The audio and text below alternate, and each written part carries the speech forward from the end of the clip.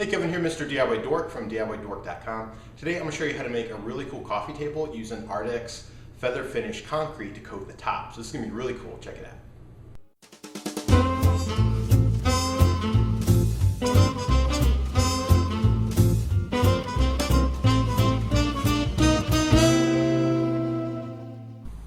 Alright, so I got it all mixed up. As you can see, it's just a, really smooth concrete. So all you got to do is simply trowel it on. I mean, exactly like it sounds. And it's going to go on pretty thin. It's basically just going to fill the crevices at first. And you're going to do multiple coats of this and let it dry. And then, like, see how there's a line right there? Let's say that you tried to smooth it out and there's still a little bit of a line later. What you can do is you just sand it just a little bit just to get rid of those lines. And then you put on another coat. We're going to put several coats on here, probably, I don't know, I'm guesstimating probably 5 coats, but once it's all kind of done, I'll show you the last coat and let you know exactly how many I put down. So you just want to do the whole thing, and while it's still really smooth and easy to put down now, you want to get the top. Then, like I said, once it starts to kind of get into like a putty, starts to harden up a little bit, that's when you actually want to take your hand and just start smoothing over. So once it gets to that point, I'll show you what that looks like. Alright, so as you can see, I got quite a bit on here. I decided to go a little thicker than I did with the countertops. I would say this is about the equivalent of 2 or 3 coats. I thought it might be a little safer this way. But anyway, just putting it on kind of like icing on a cake or troweling on plaster. You just put it on there and any random pattern until the wood's covered. And then you want to let it dry. And like I said, if it has lines in it, it's totally fine. We'll sand those away later until it's a texture that you like. Okay, now on the edges, now that my concrete is starting to thicken up and it's not running off the trowel, what I'm doing is I'm putting it on pretty thick, okay? Just smacking it on there, and then I'm running it flat. And then what you do is you take your fingers and you just kind of roll the edges. You don't want to see any wood exposed. And that will give a nice smooth contour to the corners. And again, it can be a little rough. We'll sand it later to smooth it out. But that's basically how you do the corners there. You just trowel on the edge, put it on kind of thick, smooth it out so that none of the wood is exposed, none of the old concrete's exposed. Put it kind of thick, and then just smooth it with your finger. And also, I'm getting underneath the bottom edge too. I'm doing the same thing. I'm taking a trowel and I'm just scraping some on there.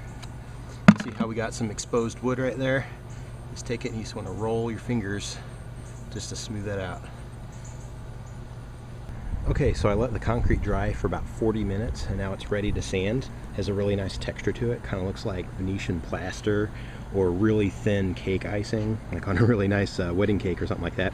But as you can see, it's still pretty rough. I like the texture, but we don't want it that rough. So I'm actually going to sand it down with this old sanding disc. This is about I think it's about a 60 grit, and it's going to be just right to get, knock down all the really rough areas. But I plan to still keep a lot of the texture, so I'm actually just going to do it by hand. Now you can do it with a power sander, like a palm orbital sander, and it'll work fine. You just got to be careful around the edges that it doesn't get too thin, because it will expose wood, and then you're going to have to put patches over those spots, let it dry, sand them down, and then, like I said earlier, this is the equivalent of about 2 or 3 coats, and I plan to, after I sand it, to put another coat just as thick on it, and that's probably it. I'll sand it with the same about 60 grit, and then I'll finish it off with about I don't remember what I have, but probably about a 150 to 200 grit, just to really smooth it out so it feels nice and slick before we put the clear coat on.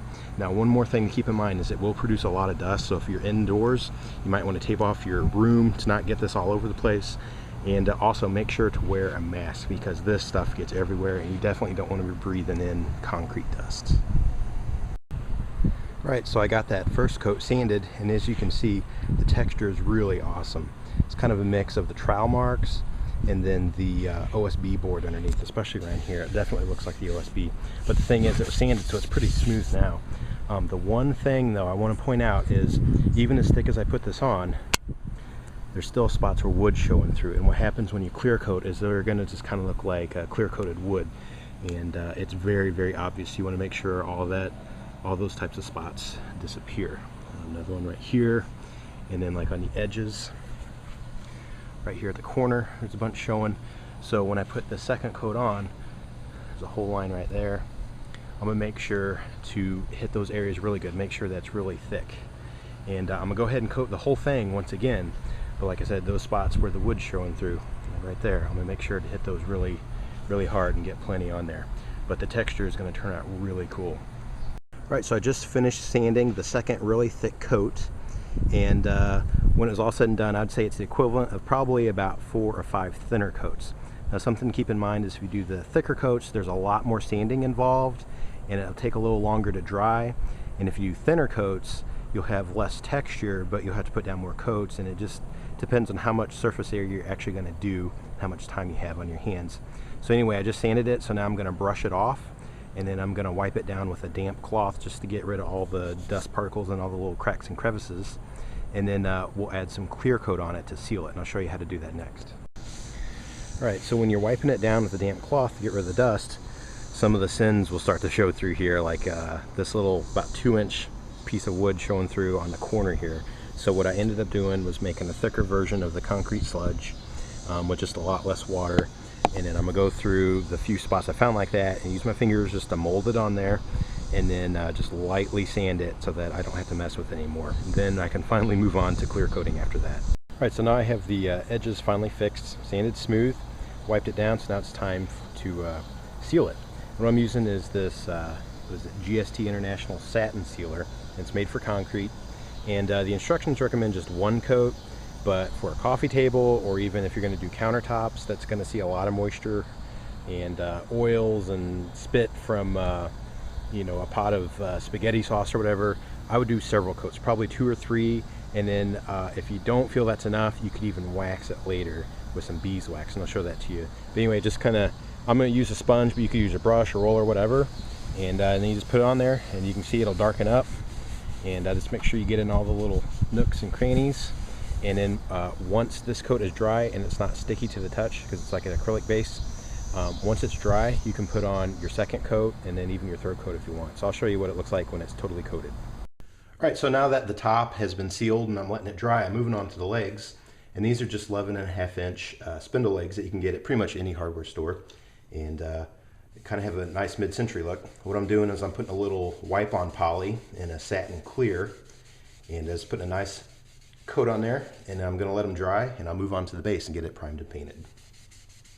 All right, and then once the legs were clear coated, I moved on to priming the base, and then also need to tape off and prime the bottom of the tabletop too, the part where the wood is exposed where I didn't put in concrete. And when all that's done, then I will paint them as well. And then when it's all dry, I'll go ahead and assemble it. I'll show you what it all looks like finished.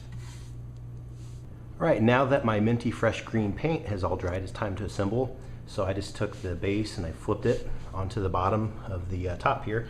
Made sure to line it up. Earlier, I don't think I mentioned this, but I drilled 3 little holes on both the bottom of the coffee table top and then also on the mount, so that I knew I could line them up so that it wasn't twisted around. And of course, put your screws in, tighten it up, then put your leg mounts on. If you remember, it has an angle, so you want to make sure it angles the right way. Line it up to the pre-drilled holes we had. Pop your screws in, it'll end up like this. And then your leg just has a big kind of bolt screw thing on the back. You just screw it in tight, line up your legs, make sure they're facing the right way, and they're going to end up like these right here. So then I'll show you what it looks like all finished. All right, and there we go. There's the finished coffee table. Turned out really cool, very mid-century inspired shape, and even the colors and the legs, of course. And just off the shelf $3 hardware store legs, but it turned out really cool here. And I really like that minty green under there, just a little pop of color. Looks like a tube of toothpaste or something. And then the concrete turned out really cool, great texture. This thing looks like solid polished concrete, but it's just a thin layer on top of the plywood. No one would ever know if you never told them anything about it. Anyway, it turned out really cool. One thing I want to mention is that I did go ahead and put 4 coats of that clear coat. The last 2 I did with a rag, and it seemed to go on a lot better. And what you can do to test it is you just flick a little water on there, and if it beads up, then it's holding fine. If it doesn't, or it seems like it's soaking through, then you may want to even try a natural wax like beeswax. So that's what I did when I did our countertops. I just got some beeswax here from Hobby Lobby. It's just a big brick, I think for making candles. And you just grab a glob like that, probably not quite that big, and then you just kind of buff it on there, okay? And it almost be like you're rubbing a crayon on it or something, except it's clear. And then when you got it all coated, you take just a, you know, an old sock or a rag or whatever, you can just buff it off. It will get a little glossier than this, but it will protect it really well, and definitely will you know, repel water and things like that. The only thing with the natural beeswax you have to keep in mind is that it does react to humidity a little bit, so every once in a while it might feel a little sticky, so that's something to keep in mind. You may just want to go ahead and do like I did and do about 4 or 5 coats of clear coat and try that out first before you go straight into waxing it. But anyway, there it is. Really cool coffee table, very simple to make. You can totally do it in a weekend.